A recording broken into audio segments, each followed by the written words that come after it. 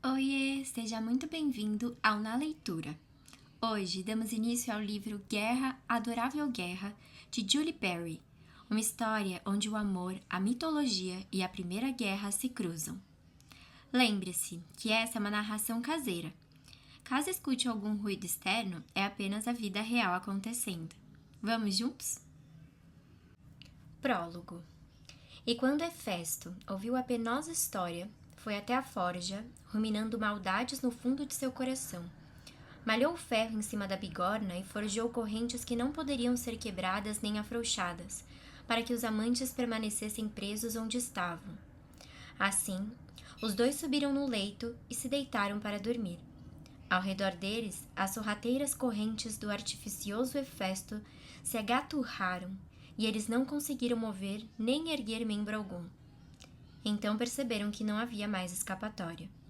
Da Odisseia, de Homero. Abertura. Início do capítulo. Ouço uma rapsódia. Dezembro de 1942. Cai a noite no saguão elegante de um hotel em Manhattan. Prismas de cristal que balançam dos lustres cintilam suavemente. Em sofás de veludo próximos da lareira, casais estão sentados, os homens em fardas e as mulheres em vestidos de noite, repousando as cabeças nos ombros dos cavalheiros. À penumbra, garçons acomodam casais em mesas ocultas por falsos bustos de mármore e samambaias vistosas. Ali, beijos urgentes podem passar despercebidos.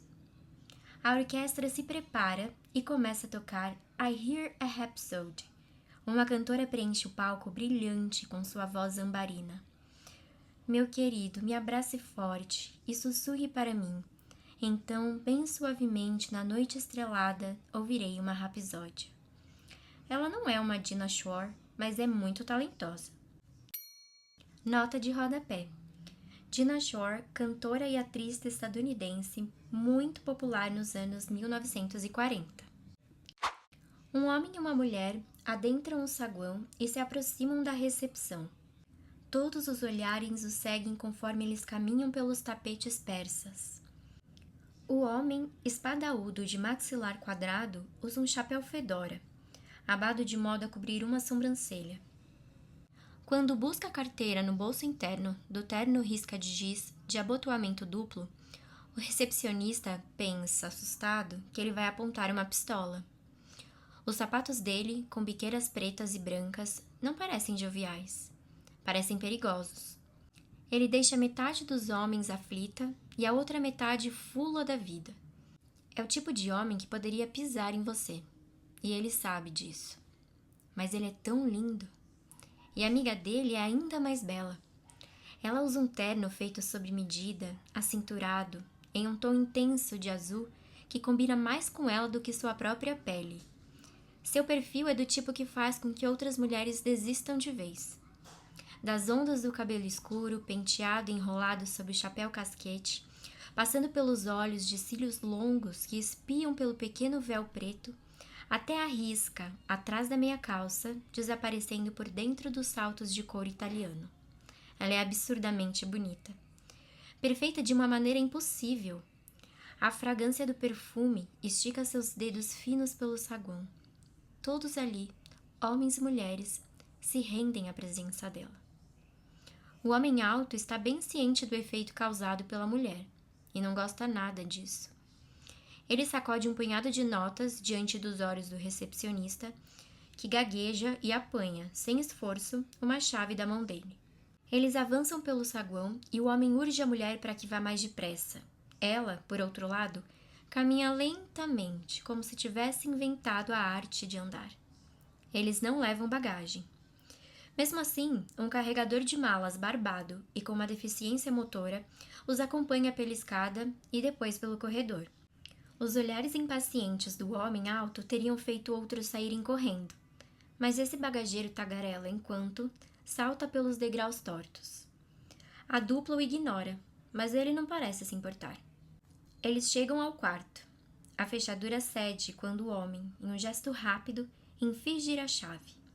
Eles entram no aposento e o carregador persistente vai atrás deles. Ele liga e desliga o interruptor. A lâmpada deve ter queimado, diz em tom de desculpas. Voltarei em breve com a equipe de manutenção. Não precisa, retruca o homem. Que tal uma garrafa de champanhe? Pergunta o bagageiro. Vá embora, ordena o homem. Ele e sua acompanhante adorável desapareceram pelo corredor estreito, para além do armário e do banheiro, e vão até a suíte belamente decorada. Como quiser, responde o carregador. Eles escutam a porta se abrir e se fechar. No segundo seguinte, estão nos braços um do outro. Sapatos são chutados para longe, os chapéus atirados para o lado, os botões dos paletós não são poupados. Alguns não confiam no homem. Outros podem até invejar ou censurar esse tipo de mulher. Mas ninguém pode negar que quando eles se beijam, quando esses dois paradigmas, esses espécimes esculpidos à perfeição colidem, bem, beijos acontecem aos montes todos os dias, mesmo em um mundo solitário como o nosso. Mas este é um beijo para ficar na história, como a colisão de uma batalha e uma amálgama corpórea deliciosa, embrulhadas juntas e incendiadas. Eles ficam absortos por um tempo, até que uma rede gelada de metal cai sobre eles e as luzes se acendem. Boa noite, Afrodite. Cumprimenta o carregador de malas. Fim do capítulo. Início do capítulo A Rede Dourada, dezembro de 1942. Os prisioneiros, piscando atordoados, parecem criminosos capturados irreconhecíveis que usam meia calça na cabeça para roubar um banco. A malha dourada da rede, flexível e translúcida, os comprime com o peso das correntes de ferro de um navio. É um belo trabalho e um feito um tanto astuto, mas nenhum dos deuses é capaz de apreciar a técnica. O amante de Afrodite tenta dilacerar a rede com dedos ferozes, mas os fios luminosos permanecem firmes. Vou colocar você em um espeto, irmão, grunhe. Esmagarei seu crânio como uma casca de ovo. A maioria das pessoas fugiria ao ouvir a malícia dessa voz grave. Mas não é o caso de Festo. Ele não teme o Deus grandioso. Não perca seu tempo com ele, Ares, aconselha a bela Afrodite. Ela lança um olhar torto para o marido fardado. Para um hotel tão caro, o atendimento desse lugar é terrível. Hefesto, deus do fogo, dos ferreiros e dos vulcões, ignora a alfinetada. Ele se acomoda em uma poltrona macia e estica os pés grotescos no tapete. Então se dirige ao deus da guerra, seu irmão. Ambos são filhos de Hera. O atendimento em todos os lugares foi por água abaixo desde que sua última guerra começou. Todos os homens bons estão além mar. Eles estão exatamente onde deveriam estar. Ares mais uma vez se estrebucha sob a rede dourada e tenta conjurar uma arma. Em geral, seria uma tarefa simples. Não adianta, responde Hefesto. Seu poder tem tanta eficácia aqui que você poderia muito bem ser um mortal. A rede é como uma barreira. Não posso me dar ao luxo de deixar você escapar. Afrodite, deusa da paixão, dá as costas para o marido. Os olhares de ambos se encontram no espelho de moldura dourada. Você me enoja, sibila para o reflexo dele. Seu cachorro ciumento e vil. Ciumento? Hefesto finge surpresa. Quem? Eu? Com uma esposa tão fiel e dedicada? Se as palavras dele conseguem abalar Afrodite, ela não demonstra. A deusa torna a vestir o paletó azul e dá um nó em um pequeno e delicado lenço ao redor do pescoço. Bem, você nos pegou. Aqui estamos, enredados como dois peixes em um rio. O que planeja fazer conosco? Já fiz. É a resposta dele. Bem, já dei o primeiro passo, prender vocês. Ares e Afrodite olham para Hefesto, como se ele tivesse perdido o juízo, o que é bem possível. Segundo passo, oferecer um acordo. Afrodite ergue as sobrancelhas. Oferecer o quê? Um acordo, repete ele. Abandonar a Cipalerma e voltar para casa comigo. Seja minha esposa fiel e tudo será perdoado. O relógio na cornija da lareira tic-tateia 2 ou 3 vezes antes de Afrodite começar a rir. Ares, que a observava com atenção, gargalha. Grande demais, barulhento demais. Ele nunca foi um bom ator, Acha que ela vai deixar isto por você? Ele flexiona seus vários músculos. Eles nadam como golfinhos sob sua pele lustrosa. O simples ato de tirar a camisa já rendeu a ele lembranças gloriosas. Hefesto fica enraivecido, mas decide se ater ao plano. Está rejeitando minha proposta? Então levarei você a julgamento no Olimpo. A rede, estendida sobre eles como um cobertor pesado, encapsula Ares e Afrodite como um saco, uma corrente os iça. Os braços e pernas deles, tão impressionantes em estátuas de mármore, se remexem de forma desconfortável. O saco gira lentamente no ar, como um presunto curtido sobre brasas. O que você está fazendo? Reclama Afrodite. Tire-nos daqui imediatamente! A data da sessão de julgamento foi adiantada, responde o carregador de malas. O pai Zeus será o juiz e os outros deuses formarão um júri. A deusa da beleza fica enjoada. Todo o panteão de imortais uivando e gargalhando com a humilhação dela. Que espetáculo! Ninguém conhece as aguilhoadas das zombarias dos deuses melhor do que outro deus. E ninguém conhece pontos fracos melhor do que irmãs. Ártemis e Atena. Essas virgens certinhas sempre olham com desprezo e presunção para ela. A Afrodite pode estar ensacada como uma galinha, mas ainda é orgulhosa. É melhor barganhar com o marido em hotel sofisticado de Manhattan do que ceder perante sua família. Hefesto, diz com suavidade, pois Afrodite pode ter um tom de voz de veludo quando quer. Não pode haver uma terceira opção? Ela nota que o marido está prestando atenção e aproveita a vantagem. Não podemos resolver a questão aqui? Entre nós três? Ela cutuca Ares com o cotovelo. Ficaremos na rede e ouviremos. Ares vai se comportar. Não precisa envolver os outros em um assunto tão particular. Hefesto hesita. A privacidade é domínio de Afrodite. Um quarto de hotel praticamente dá a ela a vantagem de jogar em casa. Ele sente o cheiro de um ardil. Mas ela tem razão. Ele também teria que sacrificar o próprio orgulho caso decidisse vir a público com o assunto. Deixe-me ver se entendi. Diz ele, devagar. Você está recusando o direito de um julgamento por júri? Ah, deixe disso, retruca Ares. Você é um ferreiro pelos deuses, não um advogado. Hefesto se vira para a esposa. Muito bem, declara. Podemos resolver a questão aqui. Um tribunal mais íntimo. Eu serei o juiz. Juiz? Júri e o carrasco? Protesta Ares. Esse pseudo-julgamento é uma piada. Hefesto deseja ter um oficial de justiça.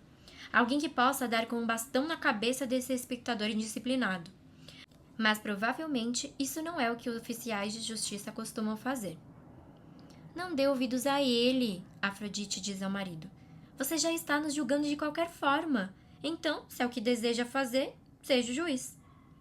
Ares ri. Vou dizer o seguinte, campeão. Lute comigo por ela. E que ganhe o melhor deus. A quantidade de vezes que Hefesto imaginou essa perspectiva tão satisfatória, nem sua mente divina é capaz de contar. As armas perversas e engenhosas que inventou no meio da noite, as milhares de maneiras de dar uma lição no irmão convencido que ele tem, quem dera. Mas ninguém aceita um desafio para duelar com o deus da guerra. Hefesto não é tolo. Bem, menos quando se trata de sua esposa. Ele conjura uma bancada e um martelo de juiz. Está aberta a sessão, declara Hefesto. Que comece o julgamento. Fim do capítulo. Início do capítulo. O Tribunal de Manhattan. Dezembro de 1942. Hefesto baixa a rede até o sofá e a expande para que os prisioneiros possam pelo menos se sentar com certo conforto. Eles podem se levantar, mas não conseguem ir muito longe.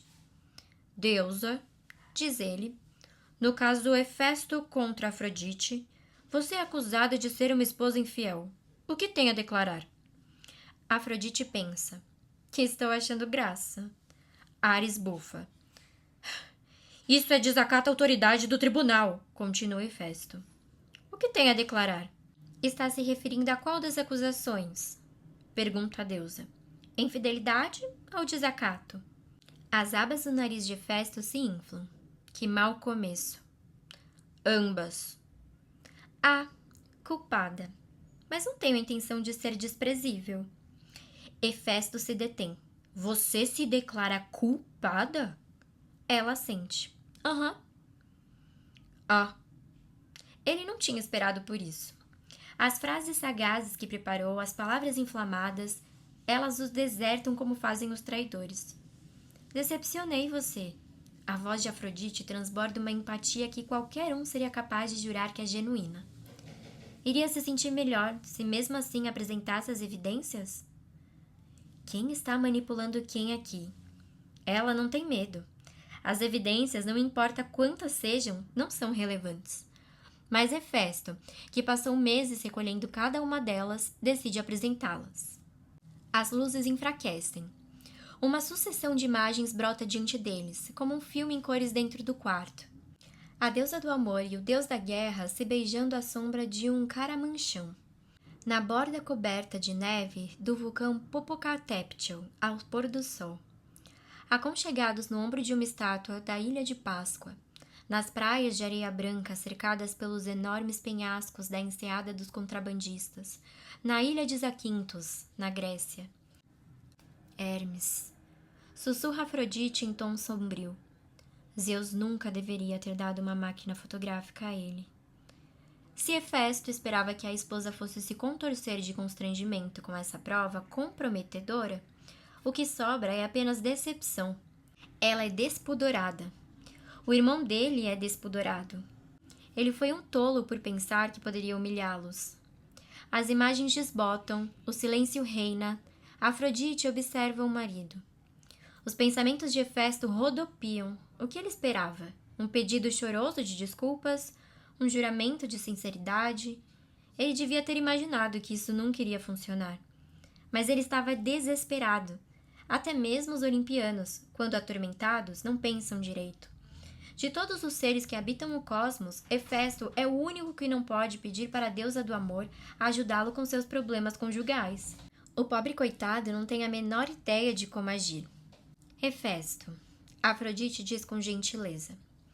Esse julgamento não foi criado com o objetivo de me fazer admitir algo que você sabe que eu não me importo em admitir, foi? Você deveria se importar. A pergunta que você realmente quer fazer, prossegue ela. Se não estou enganada, é porque eu não amo você. É simples, diz Ares. Ela me ama.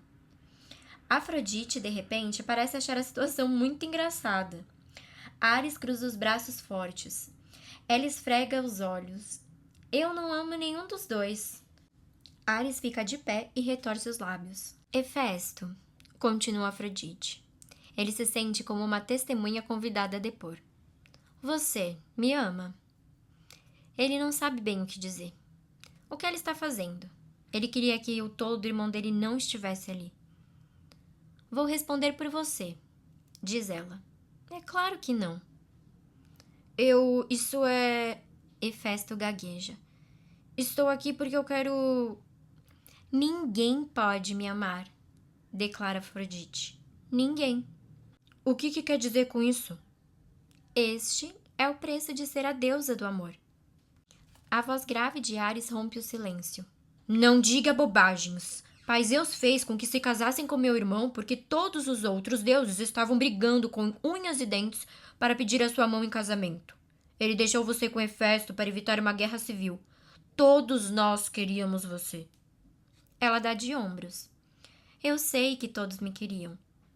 A modéstia nunca foi o forte dela. Mas até aí, é difícil encontrar um deus humilde. Sou a fonte do amor, explica Afrodite. Mas ninguém nunca vai me amar de verdade. Sou a fonte da paixão, mas eu jamais terei uma paixão genuína. Ares gesticula. Você por acaso tem um parafuso a menos? Já leu Homero, Hesíodo? Deusa, sussurra Hefesto. O que está dizendo? Ela o encara até que ele fique sem jeito. Vocês, deuses homens, não passam de predadores nojentos, diz com desdém. Garanto, marido, que você não é tão terrível quanto alguns outros. Todos se gabam das próprias façanhas. Vocês têm a mesma capacidade de amar que uma bigorna. São volúveis e impulsivos e autocentrados, incapazes de amar. E também são incapazes de morrer. Está dizendo que nós somos autocentrados? Retruca Ares. Você não é nenhuma Florence Nightingale. Nota de rodapé. Florence Nightingale é considerada a fundadora da enfermagem moderna. Ficou famosa por sua atuação na Guerra da Crimeia, onde reduziu drasticamente a taxa de mortalidade dos soldados britânicos. Você não faz a menor ideia do que eu sou, diz ela, nem do bem que eu faço. Sei o que acha dos meus romances tolos. Ela se vira para Hefesto. Posso encontrar um mortal para me amar, mas isso seria adoração e não amor. Sou perfeita. Os mortais não foram feitos para amar a perfeição. Eles ficam desiludidos e isso acaba por destruí-los. Hefesto está sem palavras. Afrodite não tem ninguém que a ame? A ele, o deus do fogo e dos metais, não faltam minérios e combustíveis. Ares, o deus da guerra, tem se deleitado com um século manchado de sangue como nunca antes visto. Ártemis não tem escassez de servos para caçar. Poseidon não sente falta de água salgada. E a esposa dele, a deslumbrante deusa do romance, está solitária? Você sabe como é passar a eternidade envolvida em todas as histórias de amor, as passageiras e as reais, as triviais e as eternas? Estou mergulhada no amor, trabalhando com a paixão da mesma forma que artistas usam aquarelas. Eu sinto tudo. Ela abraça o próprio corpo, como se o quarto estivesse frio. Tenho inveja dos mortais. Eles são capazes de amar porque são frágeis e danificados. Afrodite balança a cabeça. Nós não precisamos de nada. Eles são sortudos por precisarem um dos outros. Bem, mas eles morrem, observa Ares. Por que nunca disse nada disso antes? Pergunta Hefesto. E faria diferença? Devolve ela. Por que se importariam? Acham que meu trabalho é ridículo? Você nunca sai de sua forja. Ela tem razão. Não é ridículo, não é bem isso. Mas talvez inconsequente. Ferro é uma coisa que dura, aço e pedra. Mas as afeições humanas? Hefesto, como qualquer estudioso grego pode afirmar, não nasceu ontem. Afrodite ainda parece sentir frio, mas não pode ser isso.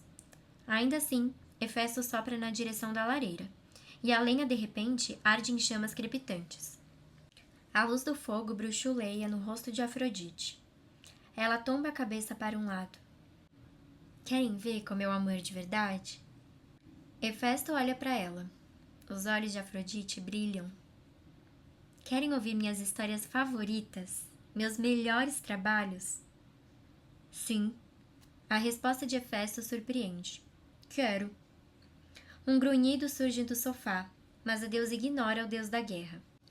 Vou contar a vocês a história de uma garota comum e de um garoto comum. Uma história verídica. Não, melhor ainda. Vou contar a vocês 2 histórias. Ares levanta a cabeça. Nós conhecemos essas histórias? Muito pouco, se é que conhecem, responde ela. Você nunca presta atenção em garotos? Ele dá uma risadinha. Vou ter que discordar. Não estou me referindo aos corpos delas. Afrodite revira os olhos. Você nunca presta atenção nas vidas delas. Ares volta a apoiar a cabeça. Sabia que ia ficar entediado. Afrodite o fulmina com o olhar. Vou tornar essa experiência mais agradável para você. Minhas 2 histórias falam de soldados, da Grande Guerra, da Primeira Guerra Mundial. Você saberá os nomes deles e seus postos. Talvez até venha a descobrir que se lembra de trechos da história. Com os olhos semicerrados, Afrodite mira o horizonte de Manhattan na noite de outono. Boa parte das luzes da Big Apple já foi apagada, para o caso de submarinos alemães surgirem nos ancoradouros ou que Zeus proíba, aviões bombardeiros da Luftwaffe virem sabe-se lá de onde. Mas nem mesmo uma guerra mundial consegue deixar a cidade que nunca dorme completamente escura. Ares contempla o rosto adorável de Afrodite e depois observa os contornos grotescos de Hefesto. Pela milionésima vez, o deus da guerra se pergunta qual foi o intuito de Zeus ao permitir que os dois se casassem. Que maldição ser subjugado por essa monstruosidade! É ainda mais trágico porque alguém tão perfeita como ela está envolvida. Então por que Ares sente o pelo dos braços se eriçarem de inveja? Mesmo agora, enquanto a rede dourada separa o ferreiro da deusa, há um elo entre eles. Uma coisa que ele não pode conquistar nem destruir. Por mais impossível que seja, um fio prateado enlaça Hefesto e Afrodite, mesmo que de forma tênue, impedindo Ares de fazer com que Afrodite seja completamente dele.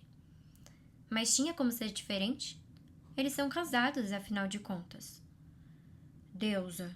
Os olhos de Afrodite encontram os de Hefesto. Ele aponta o martelo de juiz para ela. Mostre as provas.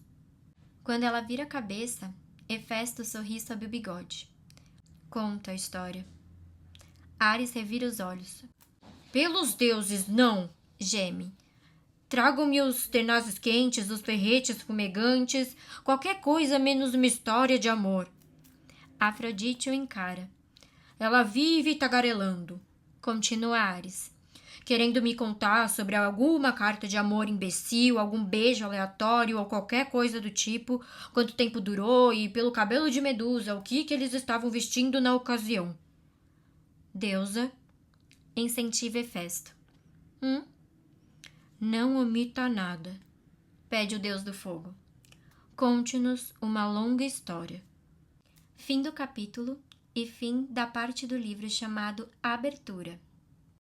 Início do primeiro ato. Início do capítulo. Afrodite.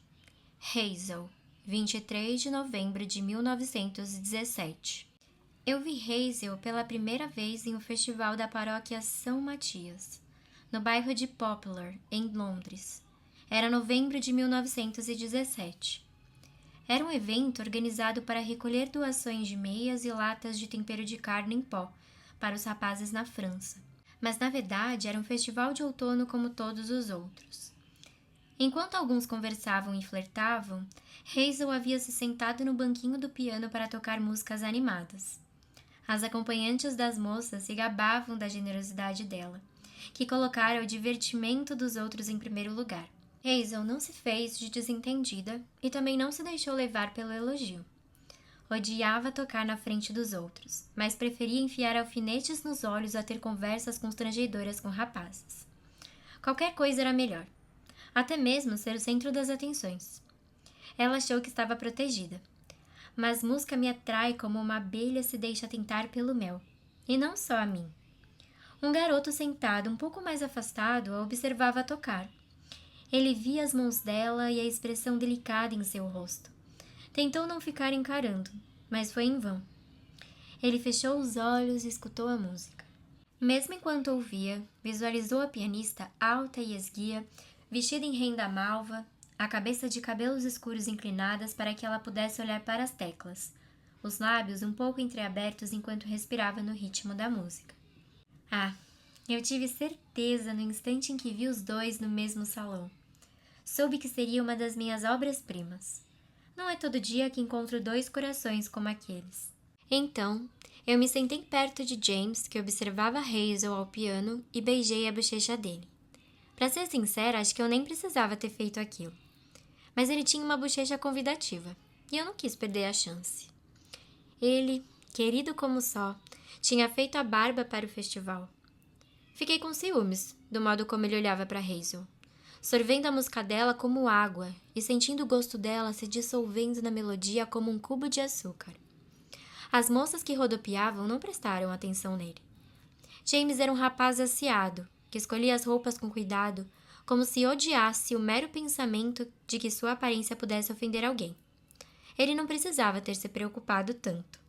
Não era bonito, não à primeira vista, mas havia algo em seus olhos castanhos escuros que podia fazer com que Hazel esquecesse Chopin por alguns instantes, se ela tirasse os olhos do piano.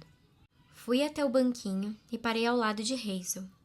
Ela estava tão absorta na música que não notou minha presença. É claro que quase ninguém me nota, Mas aqueles que não têm um coração de pedra percebem uma mudança na atmosfera. Talvez seja algo no meu perfume. Talvez seja algo mais. Quando eu passo, o amor está no ar. Dos rapazes presentes, alguns ainda não haviam ido para os campos de batalha. Alguns tinham voltado para casa em licença, médica ou para descanso e recuperação. Em defesa deles, as moças tratavam de forma maravilhosa os rapazes com lesões horrendas e faziam com que os feridos se sentissem parte da realeza. Alguns jovens trabalhavam em fábricas, com empregos diversos, todos relativos à guerra. Algumas pessoas achavam que eles eram covardes que fugiam do combate, mas aquele grupo de moças os recebeu de braços abertos. As moças de Poplar eram pragmáticas, preferindo os xodós que estavam ali em vez de amores ausentes. Algumas garotas mais precavidas acabavam ficando com um de cada. As moças trabalhavam em fábricas de produção bélica e na casa dos outros como empregadas domésticas. Fazia pouco tempo que haviam frequentado a escola. E havia Hazel. Ela tocava como a filha de uma duquesa, criada sob os olhares atentos dos melhores professores de música. Mas era filha de um pianista de casas de espetáculo e de uma costureira industrial. O pai dela tocava à noite para evitar que a família passasse fome, mas ensinou a filha a amar os grandes mestres, Beethoven, Schubert, Schumann e Brahms. Ela tocava como um anjo. James sentiu a música angelical esvoaçar e bagunçar seus cabelos. Coitado de James. Ele estava em uma saia justa. A única garota com quem ele gostaria de conversar carregava a diversão do festival na ponta dos dedos. Interrompê-la era impensável. E se esperasse até o fim do evento, ela desapareceria na multidão. Ela chegou ao refrão e eu ergui o queixo dela na direção do rosto vigilante de James. Hazel viu que ele encarava. A princípio, ambos se sobressaltaram tanto que não desviaram o olhar. Ela continuou tocando, mas tinha olhado direto naqueles olhos castanhos e nas profundezas que moravam ali. E sentiu a emoção de ser vista de verdade. Mas a música não se tocava sozinha, então ela continuou. Hazel não olhou mais para James. Só arriscou uma olhadela quando a música acabou. Mas ele não estava mais ali. Tinha ido embora. São os detalhes que chamam a minha atenção. Hazel expirou de decepção. Teria gostado de mais um vislumbre, só para ver se tinha imaginado que havia alguma coisa entre eles. Hazel, minha querida, você é uma idiota. Ela disse a si mesma. Com licença?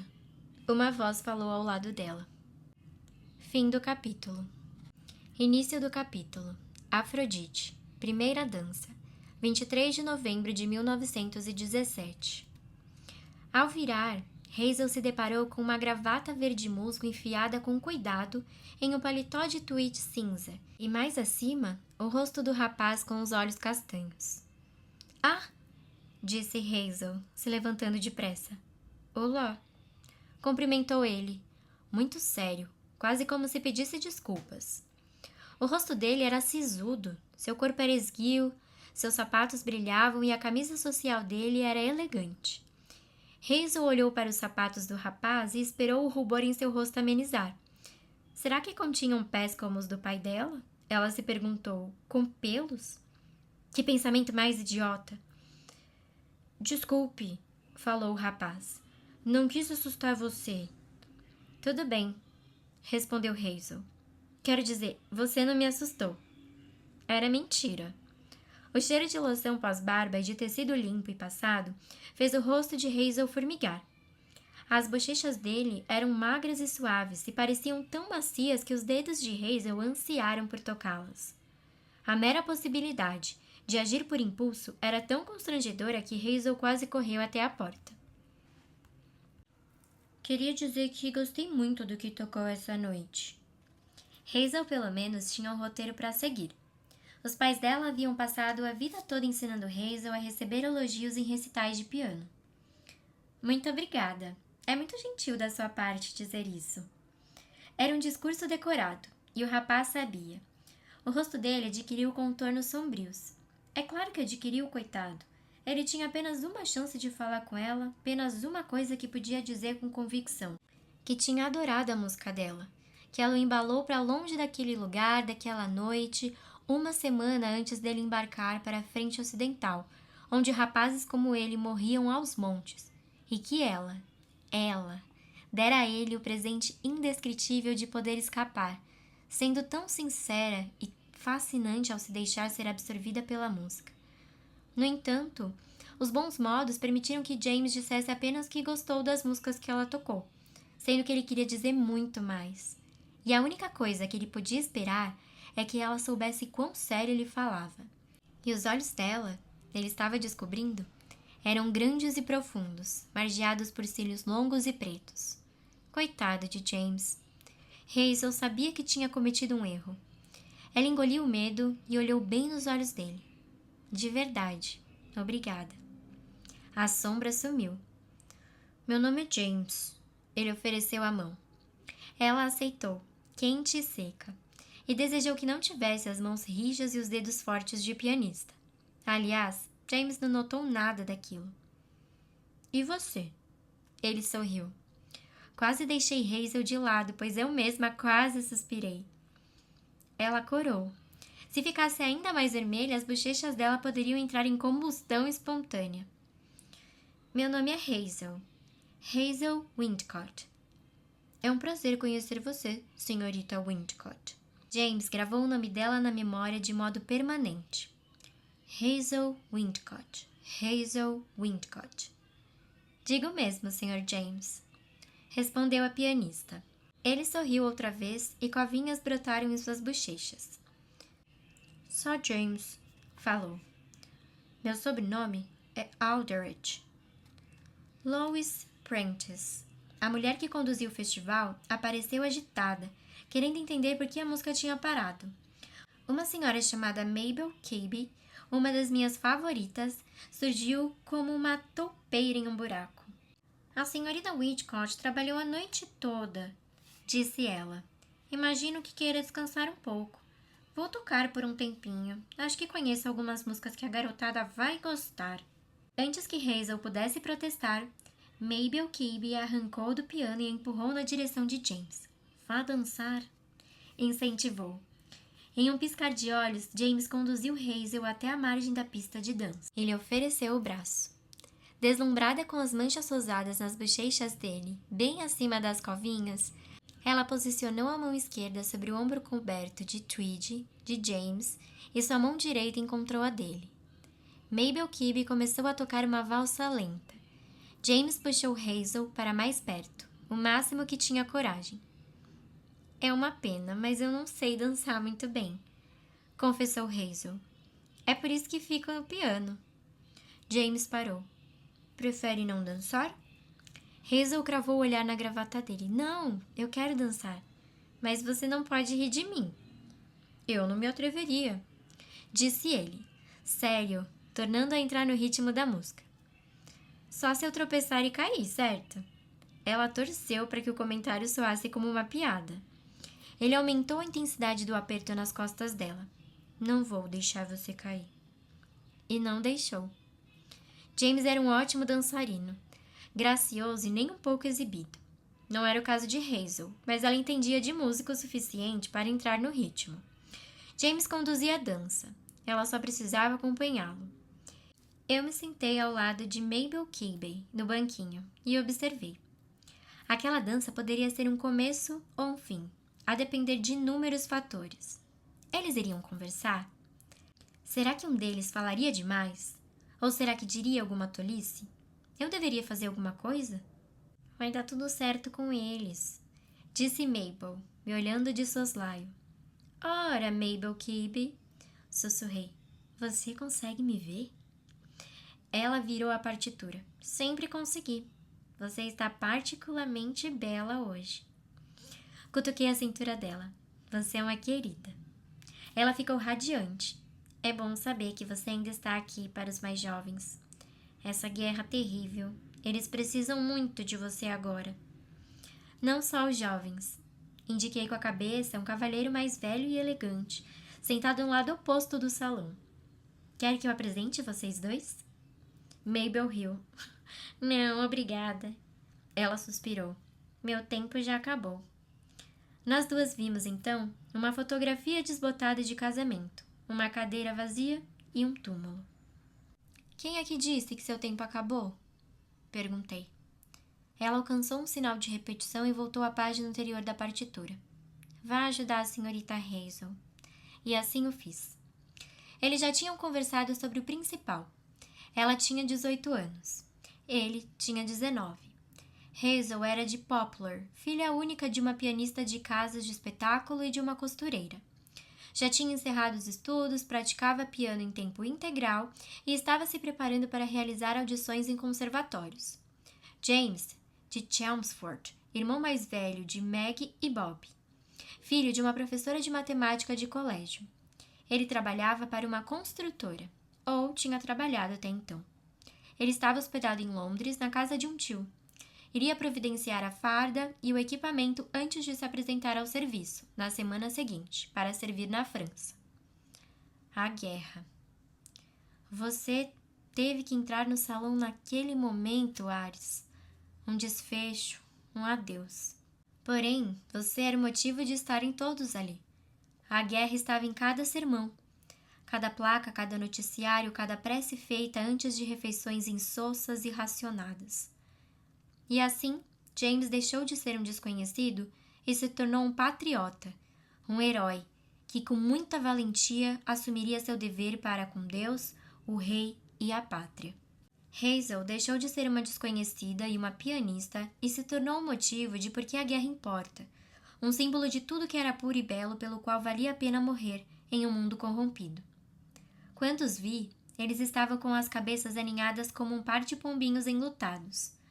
James, a personificação das boas maneiras, jamais teria sonhado em ficar tão próximo de Hazel na primeira dança.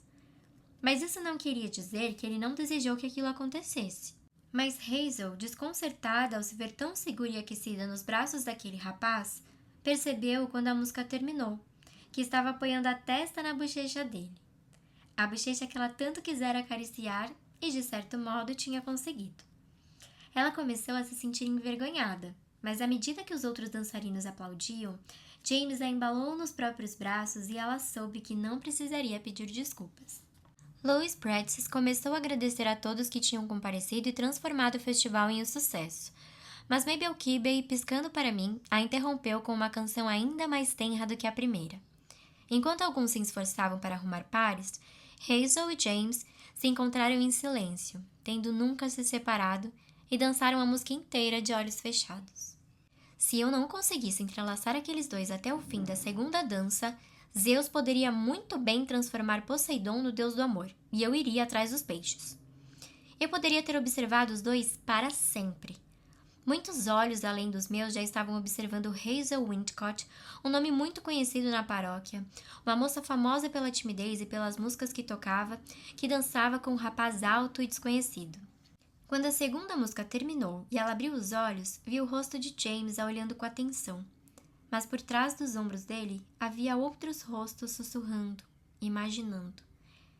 Preciso ir embora, disse ela se afastando. As pessoas vão comentar. Ela sentiu a vergonha transbordando.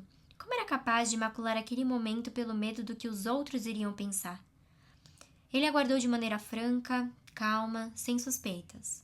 Ela não devia nada a ninguém. Obrigada, disse Hazel. Foi tudo muito agradável. Nervosa, ela encarou os olhos dele.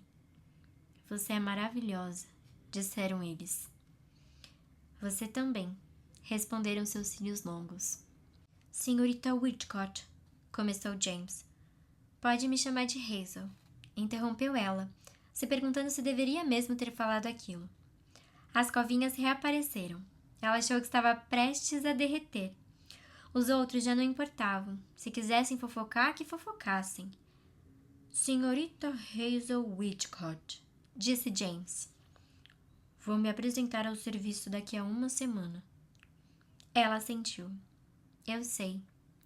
Ele já tinha dito. Era tão terrível. Rapazes que ela conhecia já tinham morrido nas trincheiras. James deu um passo adiante.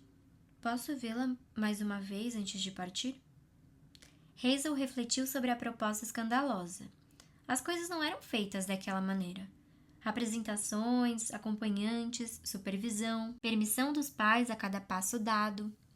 Moças possantes como encouraçados espreitando os mares dos festivais da paróquia, patrulhando o lugar à procura de toques indevidos e beijos clandestinos. A guerra havia afrouxado os domínios do decoro, mas só um pouco. James corou. Tinha falado demais. Agido depressa demais. Ele ficou enjoado. Mas que escolha ele tinha?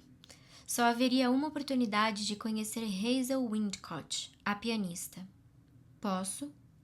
Perguntou de novo. O pai de Hazel apareceu na porta. Quando? Ela quis saber. James sorriu. O quanto antes. Quanto? O sorriso dele murchou, deixando o olhar decidido em seu lugar. Quantas vezes eu puder.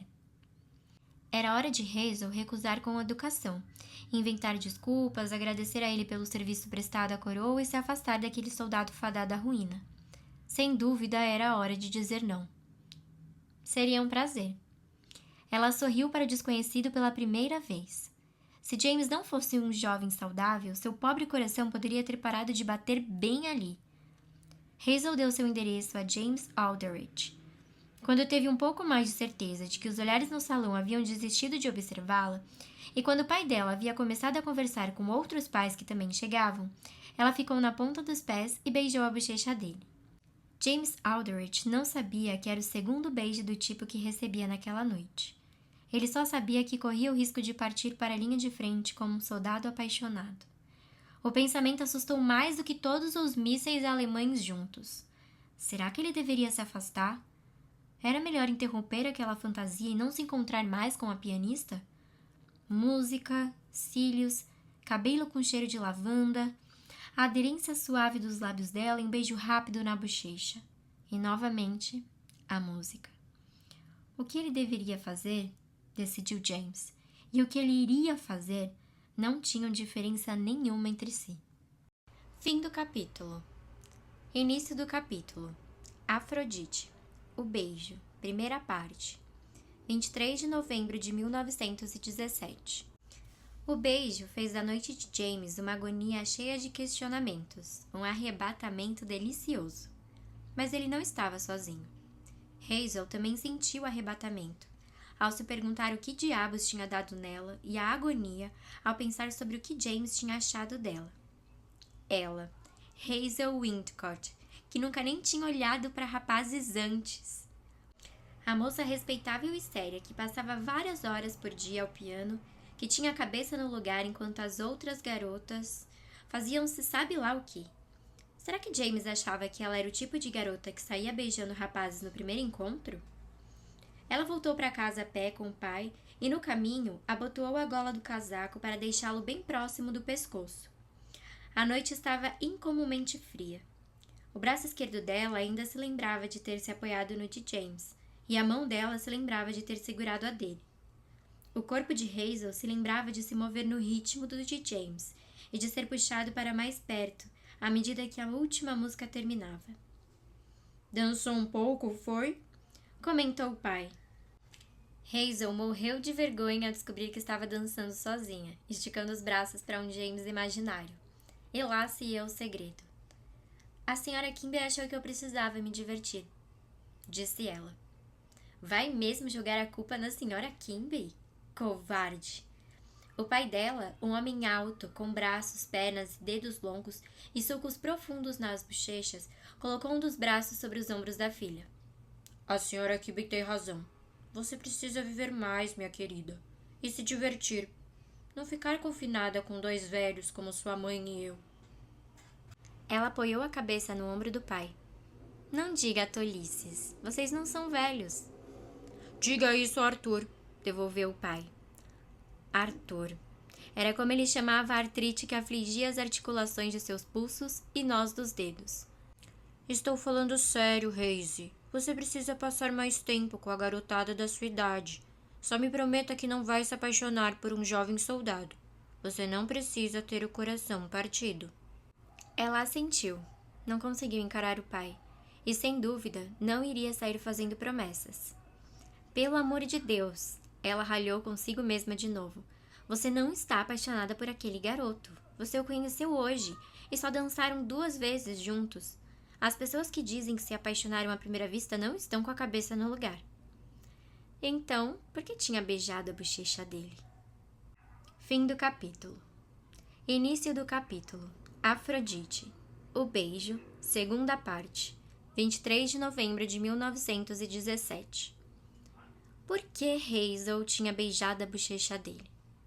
Era a pergunta que James se fazia o tempo todo enquanto percorria o quarteirão da paróquia São Matias.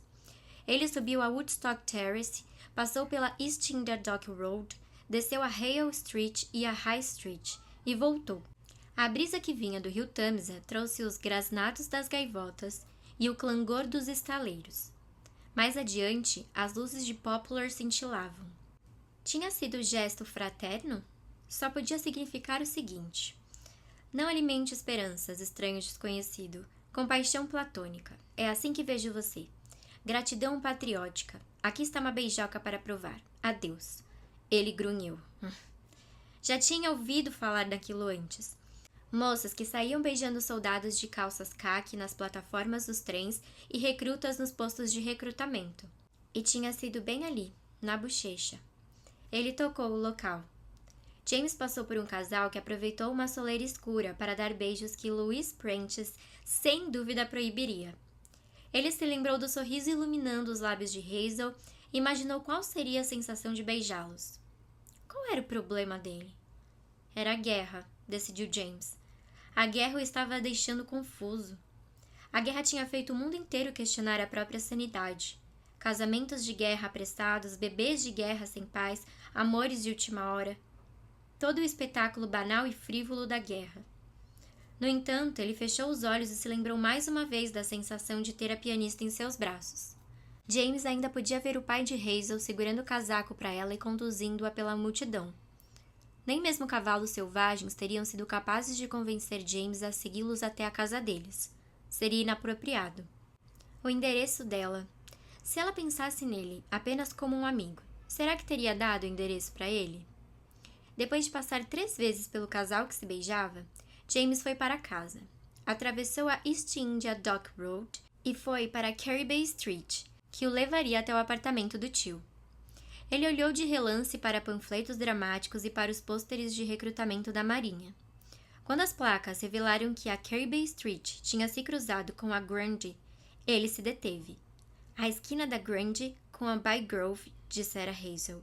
2º andar, acima da barbearia. Com certeza ela já estaria em casa. Dormindo, sem dúvida. Que mal faria um pequeno desvio? Ele mal tinha percebido onde estava. Precisava cortar o cabelo mesmo. Talvez no dia seguinte ele pudesse voltar apenas para parar os fios. E, já que estaria ali, poderia... O quê? Bater a porta dela? A inviabilidade de tudo o atingiu. Ele poderia só dar uma espiada. Tinha bons motivos. Não é como se estivesse espionando, ele só queria ver o tipo de cortina por trás da qual a pianista vivia sua vida iluminada. Com certa inocência, ele a imaginou dormindo com um travesseiro macio, os cílios delicadamente embaraçados, o cabelo longo espalhado, as mãos magras tocando Chopin enquanto ela sonhava. Fim do capítulo. Início do capítulo Afrodite, sem sono, 23 de novembro de 1917. Hazel não conseguia pegar no sono. Tinha vestido a camisola e soltado o cabelo. Então se sentou em um divã baixo defronte à janela do quarto, abraçando as pernas, e ficou olhando para a rua. No andar de cima, as senhoritas Ford, ambas solteiras, tocavam My Heart at Thy Sweet Voice no gramofone.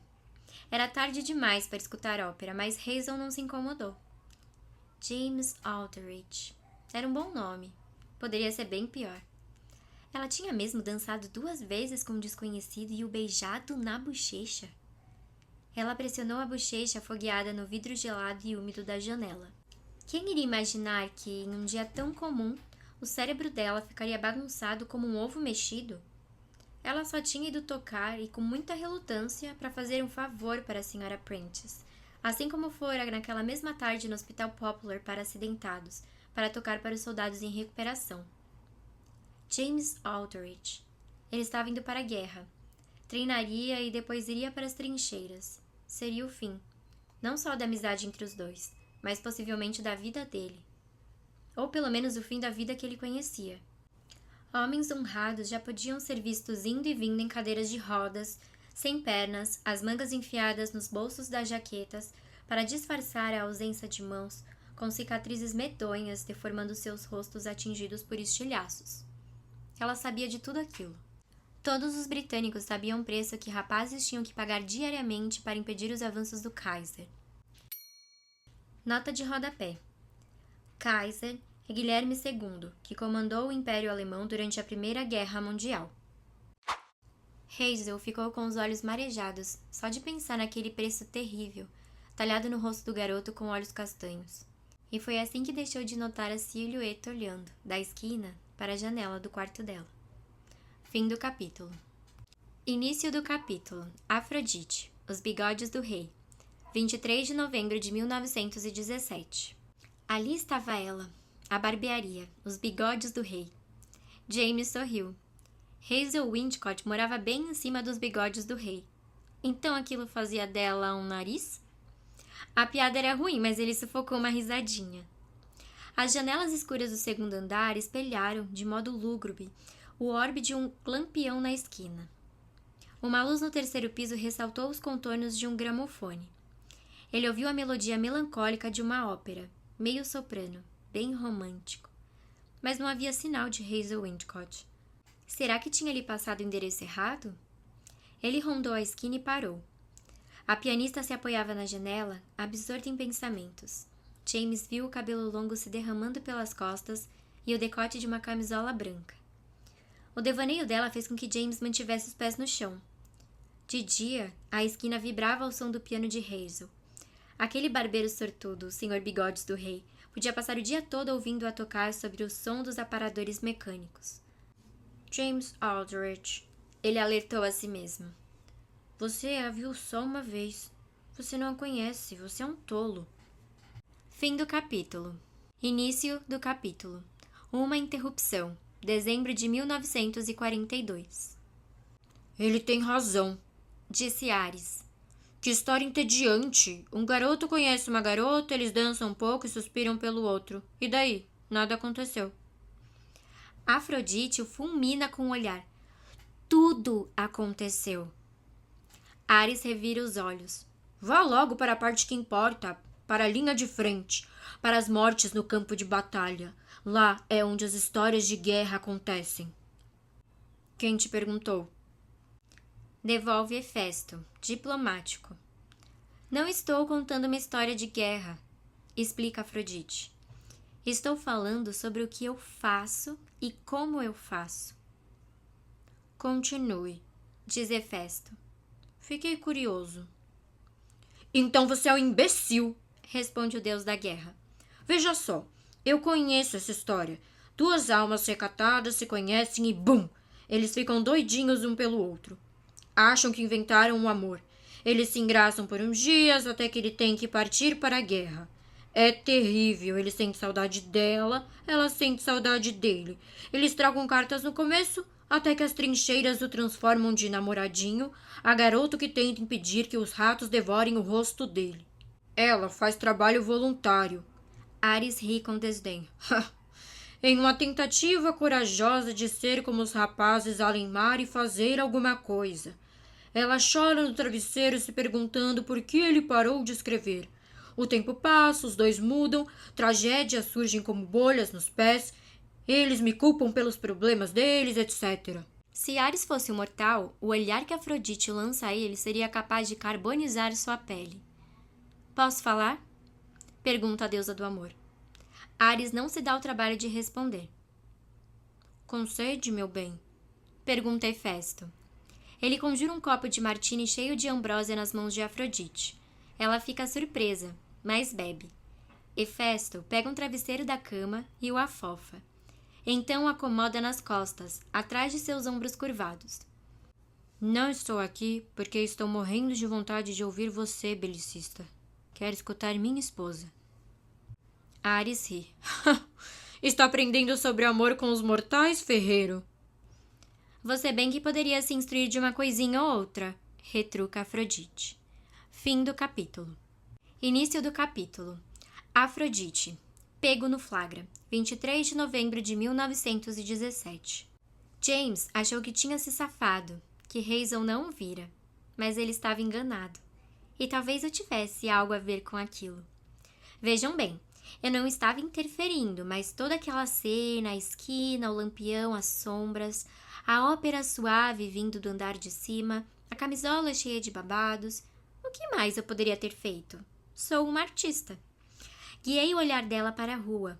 Ela recuou, se afastando da janela, quando viu que havia alguém parado ali embaixo. Quando viu a cabeça do homem olhar para o outro lado, Hazel se inclinou. Era mesmo James Aldrich. Será que a presença dele ali deveria incomodá-la? Mas como ela iria se incomodar com uma coisa tão maravilhosa? Quando a viu, o rosto dele se iluminou. James ergueu a mão em um aceno desajeitado. Então, a enfiou no bolso do casaco e saiu correndo pela rua. Fim do capítulo. Início do capítulo. Afrodite. Um bilhete. 23 de novembro de 1917. Seu idiota, idiota! Ralhou James consigo mesmo. Espreitando as janelas dos outros. Ela devia chamar a polícia. Um rangindo vindo de trás o fez parar. Ele se virou e viu o rosto de Hazel surgindo pela janela. Mechas de cabelo longo pendendo um pouco abaixo dos ombros. Psiu! Disse, deixando cair um objeto branco na calçada. Então, puxou o batente e desapareceu. James encontrou a coisa branca em meio a porcarias jogadas no chão, na esquina. Era um pedaço de papel dobrado.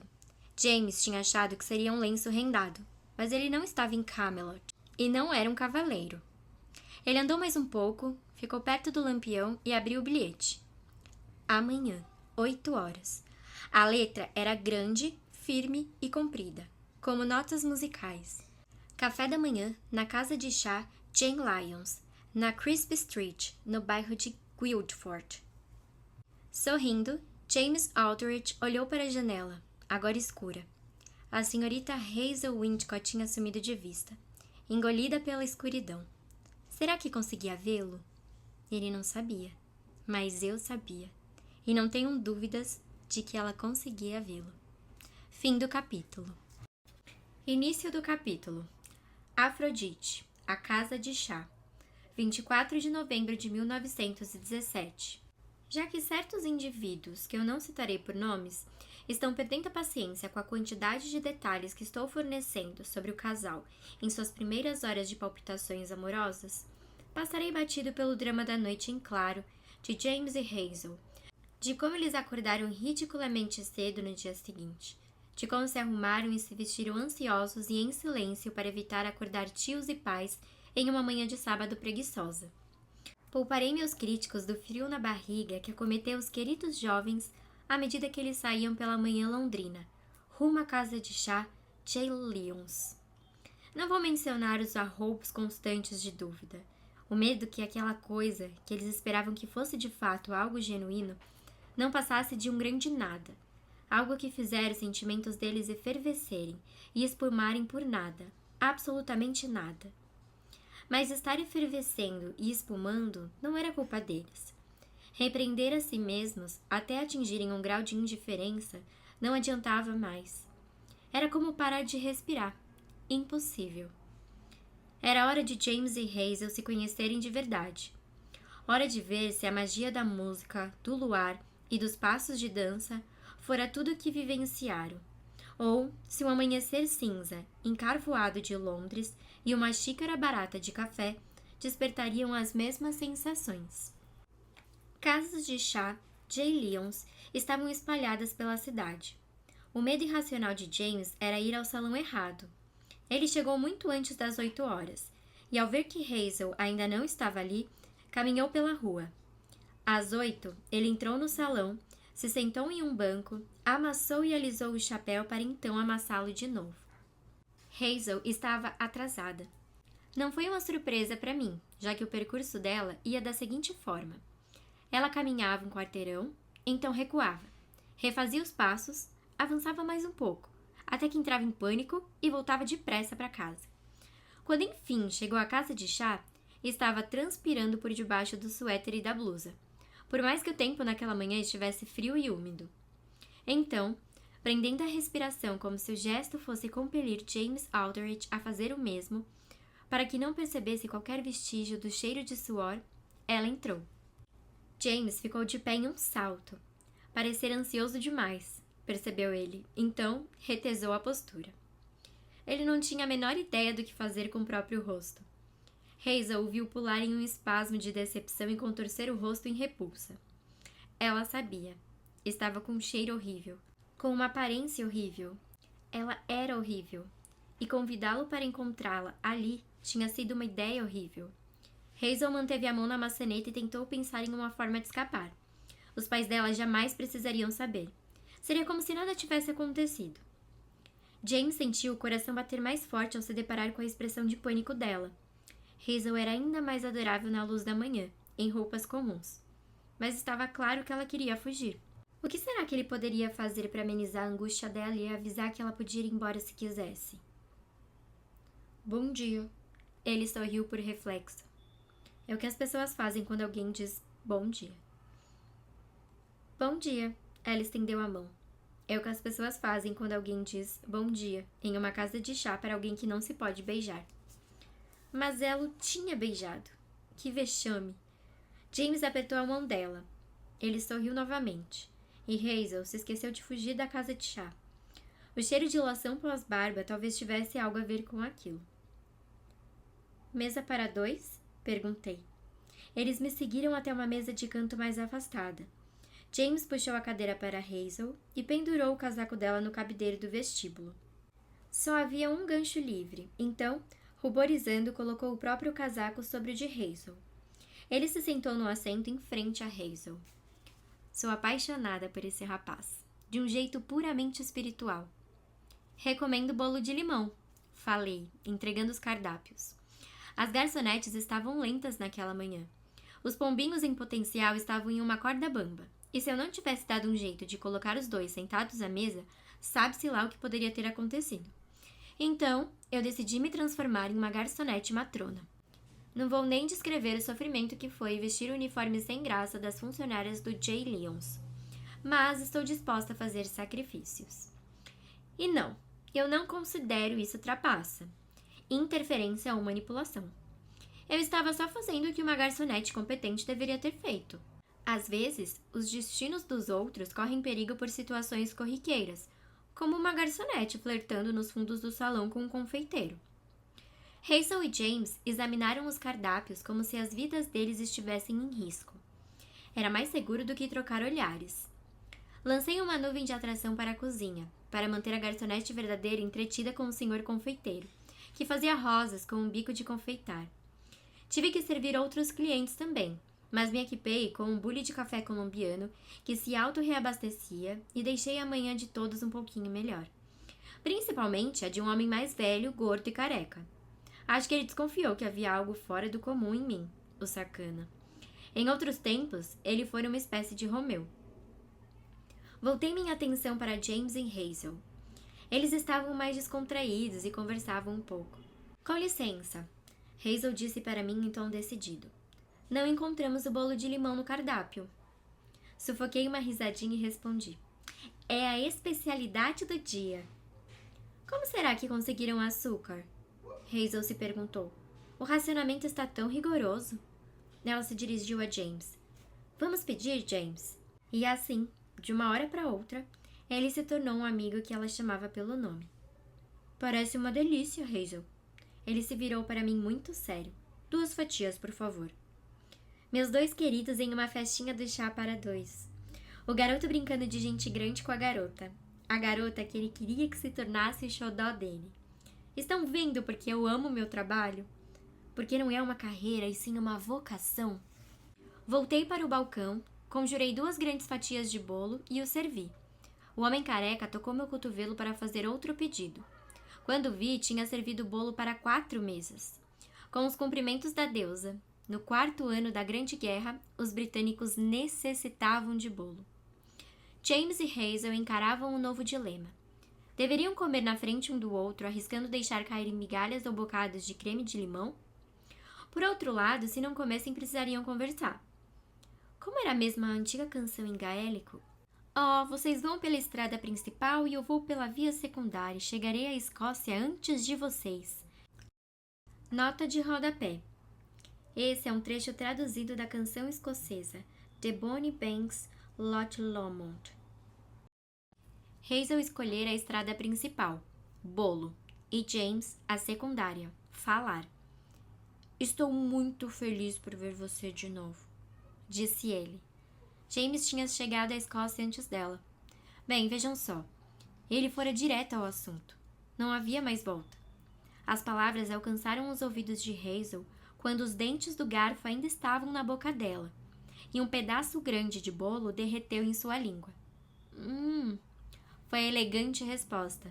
Mas ele ficou ali, com os olhos castanhos e sua bondade, esperando com paciência, observando o rosto dela como se pudesse contemplá-lo para sempre. Os olhos grandes de Hazel absorveram tudo aquilo, e ela conseguiu, milagrosamente, engolir o bolo sem engasgar. Você também. Ela se lembrou do guardanapo. Digo, eu também. Estou muito feliz por ver você. Estava mesmo, e não tinha como esconder. Fim do capítulo. Início do capítulo. Afrodite. Perguntas. 24 de novembro de 1917. Não é fácil supervisionar o amor em seu estágio inicial.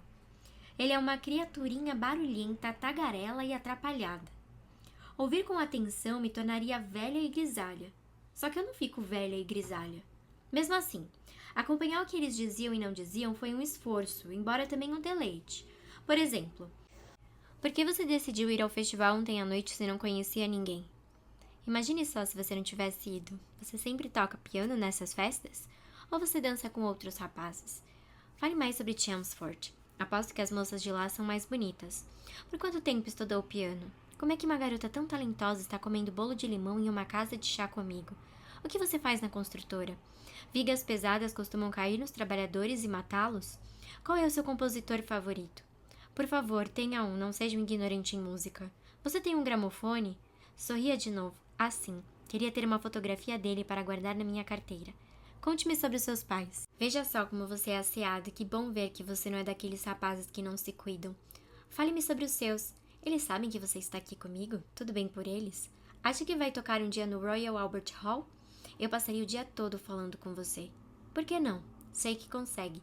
Eu estaria na primeira fileira. Se pudesse construir qualquer edifício, qual seria? Ah, por que você tem que partir para a linha de frente? Por que logo agora? Já sabe onde vai ficar na França? Desculpe, finja que não perguntei isso. Você fala francês? Sei que notou que estou com medo de ir. Você me despreza por isso? Você precisa voltar logo para casa? Tem algum compromisso? Por favor, não me deixe ainda. Temos tão pouco tempo. Vamos dar uma caminhada? Quando será que eu vou poder retribuir o beijo que você me deu? Fim do capítulo. Início do capítulo.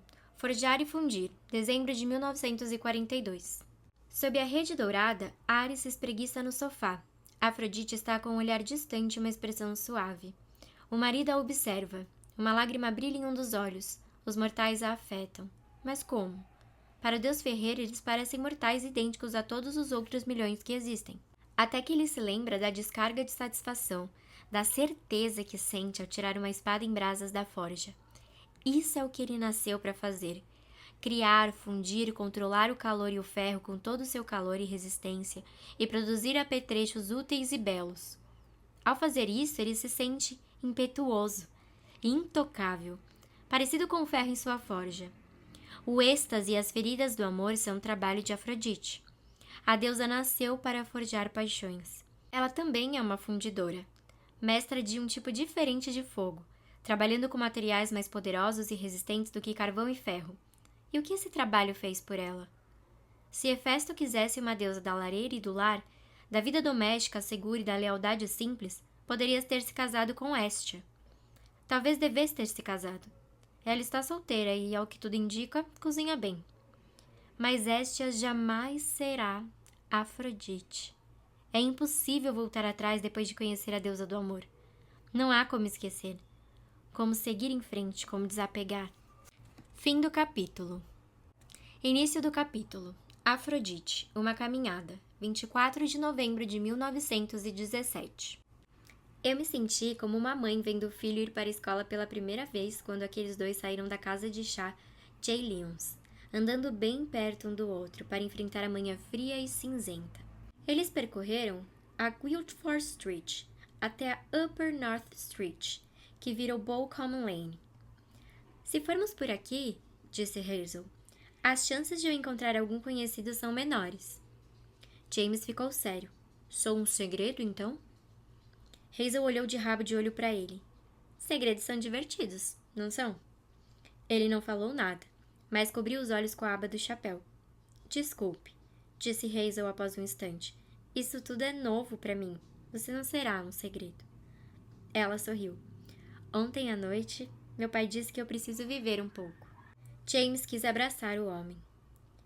Se não sou um segredo, o que eu sou? Os pensamentos de Hazel entraram em ebulição. O que ela deveria dizer? Que palavras iriam escapulir apesar das inseguranças dela?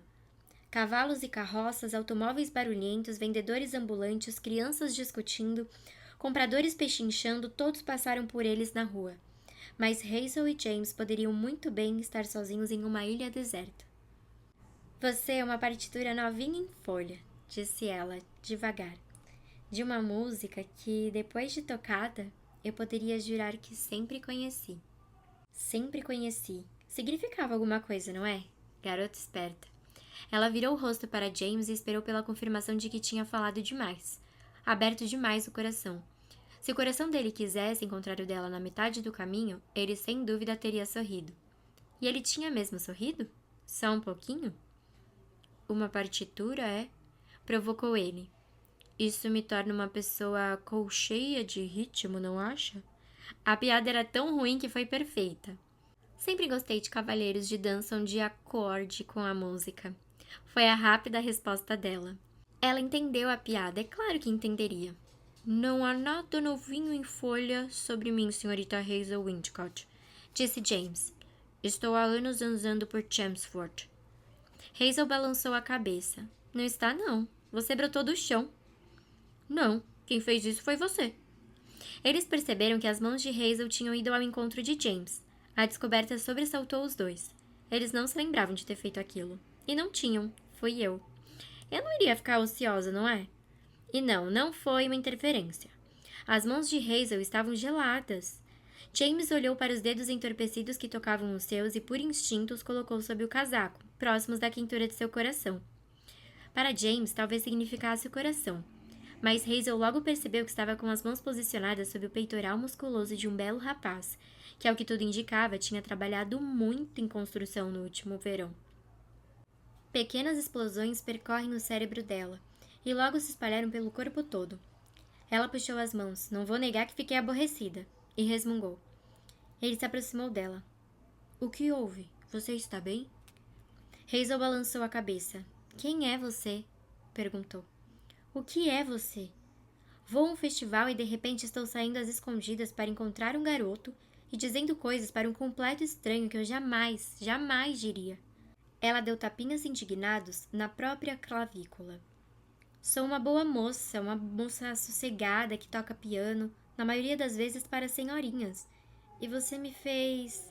beijar um camarada que tinha acabado de conhecer na bochecha? Ela cobriu os olhos com uma das mãos. Qual a necessidade de dizer isso? James afastou a mão dela com suavidade. Não parei de pensar nisso. As entranhas de Hazel se contorceram como o cabelo de Medusa. Sussurrei no ouvido dela.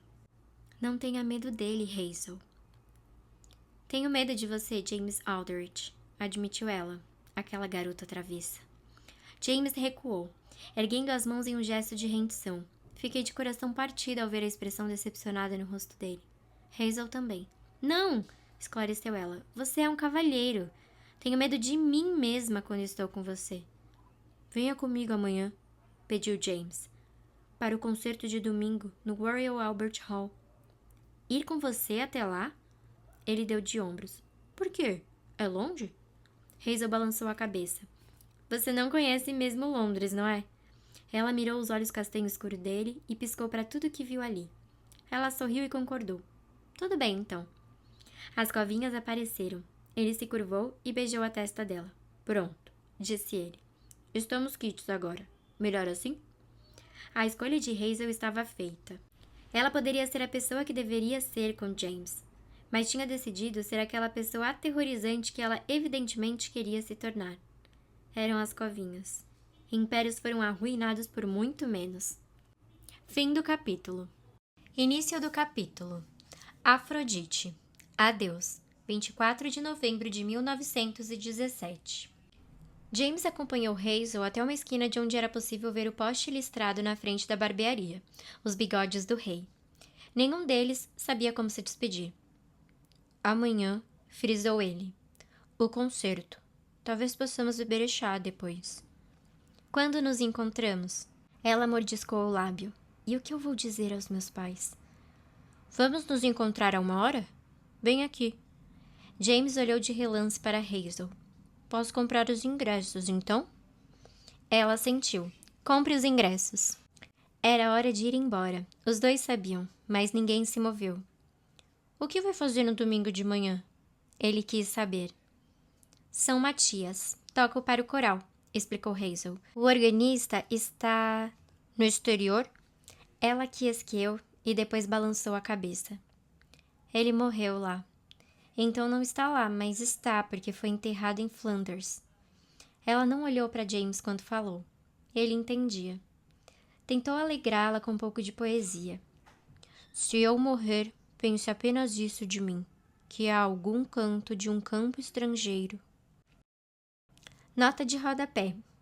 Esse é um trecho traduzido do poema The Soldier, do poeta inglês Rupert Brooke, conhecido por retratar o estado de espírito da Inglaterra antes da Primeira Guerra Mundial. Que será para sempre a Inglaterra, murmurou Hazel. Um canto apodrecido. Não morra. Está tudo bem, disse James. Estou bem. Sobre partir, digo. Uma mentira e uma verdade que se transformava mais em mentira a cada minuto que passava. Tantos já foram antes de mim, e se eu não for... Alguém tem que impedir o Kaiser. O que mais Hazel poderia dizer? Que ela não estava bem com a partida dele? Nem um pouco? James tentou romper o silêncio. Ele era um bom organista? Não muito. Hazel franziu o nariz. Mas no funeral dele parecia que ele era o George Frederick Handel em pessoa. Para James, o resto do dia sem Hazel se arrastou em um abismo enfadonho. Ele ansiava por enterrar o rosto no pescoço dela, mesmo que estivesse coberto por um cachecol de lã que pinicava. Mas, além de precipitado, seria pedir demais de uma garota quem conhecia há menos de 12 horas, uma garota com quem tinha dançado 2 vezes e bebido uma xícara de café. Um café excelente, mas mesmo assim. Então ele apertou a mão dela. Acho que é hora de ir embora. Ela balançou a cabeça. Você deve ter muito o que fazer, imagino. Será que ele iria beijá-la? Hazel esperou para ver. Ela queria que ele a beijasse? Tentou não olhar muito para a boca dele. Tão bonita. Ela era tão bonita. No começo tinha sido a música e depois os olhos dela e o cabelo, mas agora ele via como Hazel era toda adorável. Era para ele estar repelindo outros rapazes aos montes. Beija, eu disse a ele. Ele acarinhou a bochecha e a ponta do nariz dela com um dedo. Vá embora agora, ou você nunca mais vai conseguir. James disse a si mesmo. Até amanhã, falou, e ele se virou para partir. Sem beijá-la. 1 da tarde, foi a tentativa corajosa de Hazel de soar alegre, como se não se importasse por não ter sido beijada. Ela não conseguiu me enganar. Não valia a pena resistir nem minimizar a situação. James não sabia definir o que estava sentindo, mas sabia que estava feliz por causa da pianista. Quer ela fosse guardar aquela felicidade em um lugar seguro ou não. Fim do capítulo. Início do capítulo. Afrodite. Ínterim. 24 de novembro de 1917. Hazel voltou para casa e descobriu que os pais tinham saído para tratar de um assunto, então não precisou fazer nenhuma confissão constrangedora. Ainda não.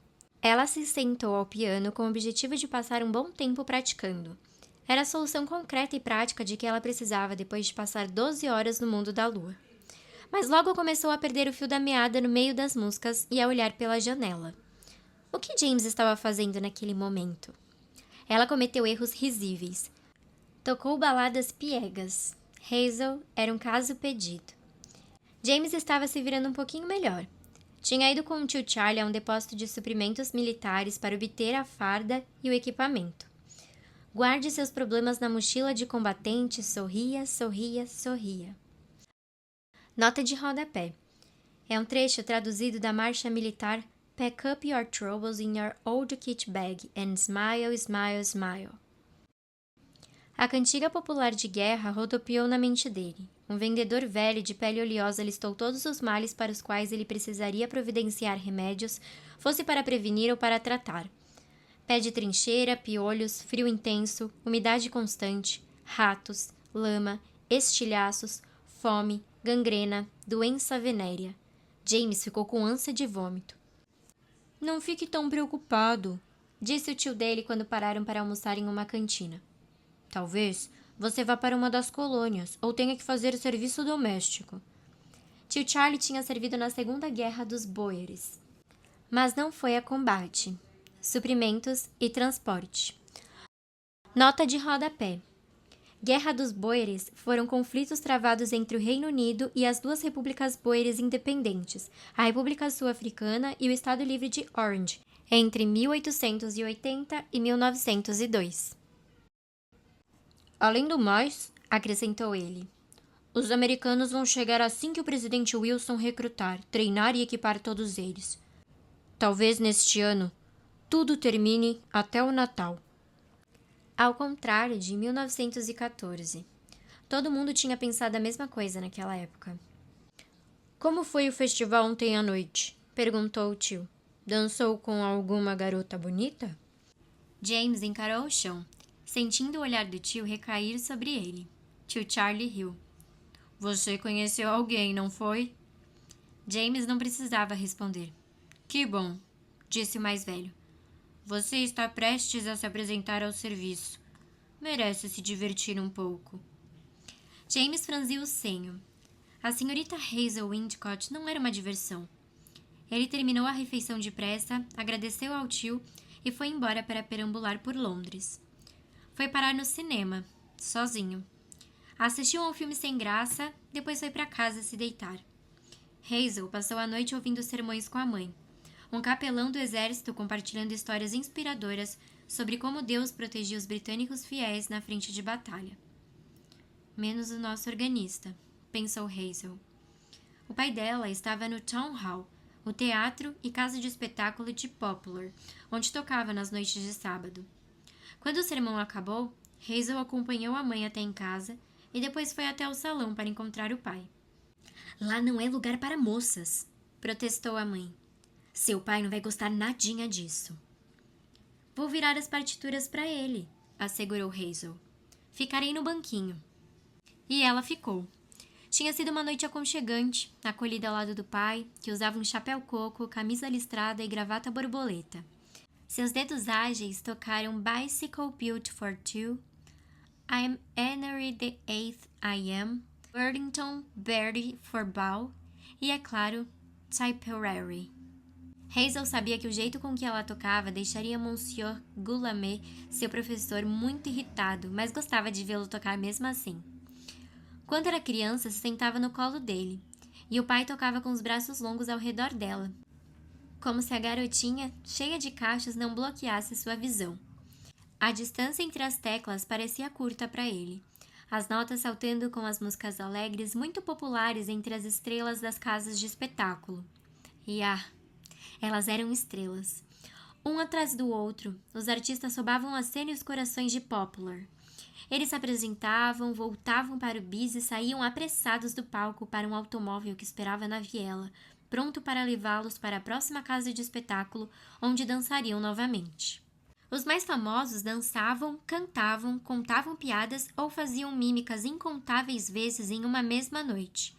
Em roupas espalhafatosas, fardas, fraques e coletes brilhantes e vestidos cintilantes. E para alguns, blackface. Nota de rodapé.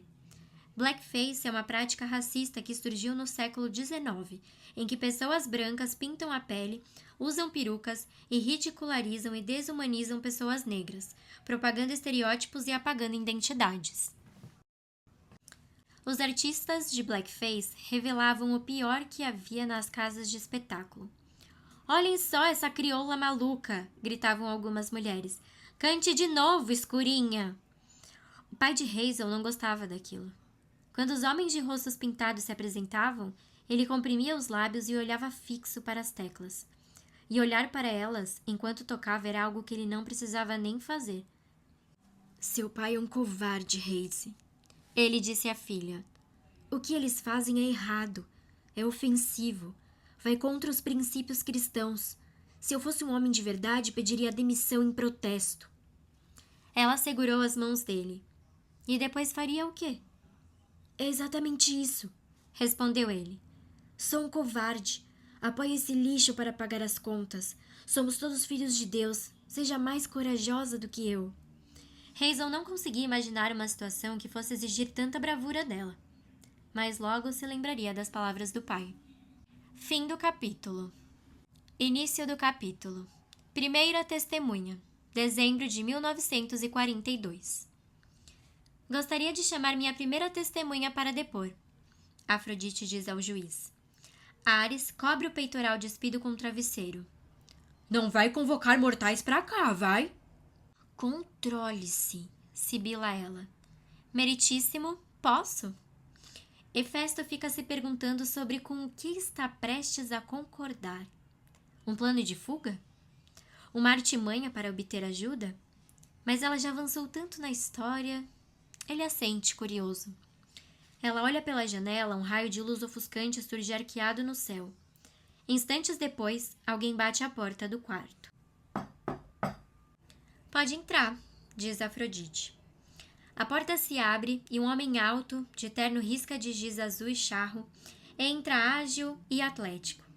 Ele veste uma gravata larga e magenta, frouxa no colarinho, sapatos Oxford marrons e brancos e um chapéu fedora, também branco, abado de modo a cobrir uma sobrancelha. De repente, há uma quantidade absurda de perfeição masculina no quarto. O recém-chegado é um espécime estonteante. Perfil grego, contornos musculosos, brilho dourado, ele é perfeito. Ele observa atentamente o par cativo e ri com gosto. Não consigo nem imaginar o que andou acontecendo por aqui. Ele ergue as mãos, mas eu não julgo mesmo. Ele nota o martelo de juiz de Hefesto. Pelo visto, não é o seu caso. O homem tira o chapéu para cumprimentar Afrodite. "Boa noite, maninha." "Boa noite, Apolo", diz ela. "Tivemos um entardecer espetacular hoje." "É muito gentil da sua parte ter notado." Ele quica algumas vezes sobre a cama, testando as molas. "O que está acontecendo?" "O julgamento de um marido ciumento", responde Ares. "A esposa dele escolheu o melhor homem." "Vá ver se eu tô na esquina", retruca Hefesto. "Ela está contando uma história", diz Ares para Apolo. "Para explicar a ele por que decidiu dispensá-lo para ficar comigo, porque o amor ama a guerra, coisa e tal." Ele se sente perspicaz, um acontecimento um tanto raro fora dos campos de batalha. "Você por acaso ouviu uma palavra do que eu disse?" explode Afrodite. "Porque o amor ama a guerra", repete Apolo. "Não é essa a questão", protesta Afrodite. Mas Apolo está intrigado. "Eu sou louco pela guerra." Ares franze o nariz. "Ora, que situação constrangedora." "Outra hora, quem sabe?" Apolo diz devagar, em um tom gracioso. "Não quis dizer você." "Não há coliseu que comporte os egos de vocês dois", murmura Hefesto. "Atena faz mais o meu tipo", explica Apolo. "Determinada, bela, fantástica. Guerra, sabedoria e habilidade. Seríamos um ótimo par. Artísticos e badalados, boêmios, mas com o pé no chão. Pense só nas criaturinhas divinas que poderíamos ter." "Pode esquecer", diz Afrodite. "Atena não vai se apaixonar por você nem por ninguém. Vá por mim." "Ainda vou conquistá-la", devolve Apolo. "Mas, voltando ao assunto, o que há de tão atraente na guerra?" Hefesto bate o martelo de juiz. "Negado, não me importo." Apolo coloca uma das mãos no queixo. A peste na última guerra, minha gripe espanhola, assim batizada, foi um grande triunfo. Ceifou mais vidas do que sua grande guerra, Ares. E você se orgulha disso? Questiona Hefesto. Não é sobre o número de mortos, deus Vulcão, responde Apolo. É sobre a beleza tremenda de uma força indestrutível. É um espetáculo quando Poseidon chacoalha a terra e tsunamis destroem a costa. Você adorou o que aconteceu com o Monte Vesúvio, admita, vai. Você se orgulha de Pompeia. Hefesto tenta parecer modesto. Eles ainda falam sobre isso, 2000 anos depois. Apolo dá de ombros. Somos artistas. Ele conjura uma bandeja com uvas, figos e queijos, se serve, então se dirige a Ares. Vai dizer que não se orgulha da Batalha do Somme ou da de Verdun. Você estava inebriado com tanto sangue. Ele estende a bandeja. Aceita um lanchinho? Nota de rodapé. Batalha de Somme ou da Verdun são embates travados em 1916 durante a Primeira Guerra Mundial em território francês. Você é um tolo! Retruca o deus da guerra. Só estou dizendo, Apolo diz ainda mastigando, que meu pequeno vírus da gripe microscópico e contagioso foi um belo feito. Ele estala os lábios. A aniquilação tem certo je ne sais quoi. Todos temos culpa no cartório, então me poupe de sermões. Eu não tenho culpa em cartório nenhum, devolve Afrodite. Não tenho nada a ver com a destruição. Os deuses olham para ela e gargalham. Afrodite vira de costas. E há a poesia, comenta Apolo. Outro motivo para amar a guerra. A grande guerra. Nenhum outro conflito inspirou uma poesia tão bela desde a guerra de Troia. Vou recitar para vocês. Não! As outras 3 vozes divinas dizem em uníssono, em harmonia pela primeira vez. Apolo parece genuinamente surpreso. Não querem ouvir? Ele materializa um ukulele. Que pena, mas enfim. A música, a grande guerra acendeu um fogo musical que engolfou o mundo todo. Estávamos justamente falando sobre isso, responde Afrodite. Ares franze o senho. Não estávamos, não. Estamos prestes a falar, rebate a deusa. Apolo, convoquei você para que conte sobre sua participação em uma história específica. Que história? Afrodite olha firme para ele e Apolo assente. Ah, aquela história. Fim do capítulo. Se você está gostando, lembre-se de se inscrever no canal para não perder os próximos capítulos. Beijos!